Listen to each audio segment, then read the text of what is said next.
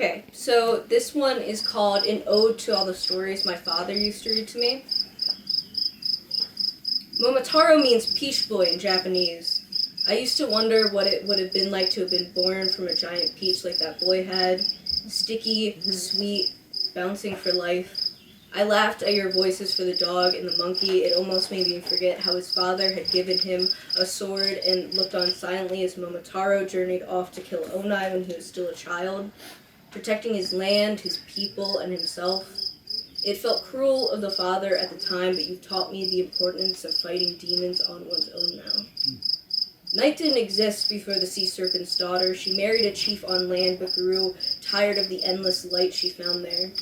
Too accustomed to the murky darkness and sunless waves of the sea, I paid more attention to the ever-flowing seaweed green hair of the woman and the illustrations more than the story itself. I asked you about it recently, and it seemed to have waded into the back of your memories. It's like when I almost missed the lesson to be learned on how curiosity could kill, and that night is meant to be feared as much as it's meant to be cherished.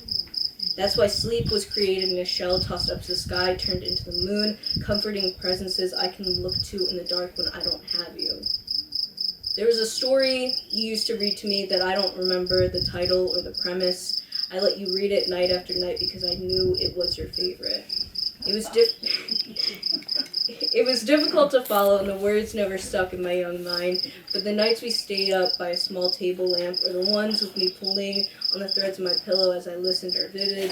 There's no lessons to be learned from fuzzy words as I doze off, or a half-faded memory, but the moral of how effortless it is to make others happy rang true more than any other. Woo! Yeah. Wow. I think some of us talked about how we wake up in the middle of the night and then write poetry. That's me a lot. So these are about sleep.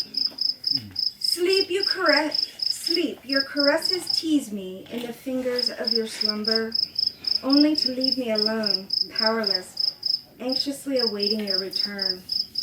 I followed you around like a wounded dog, begging her owner to be put down. But I'll no longer be your bitch. I'll embrace the solitude of night. Night has become just a darker version of my days.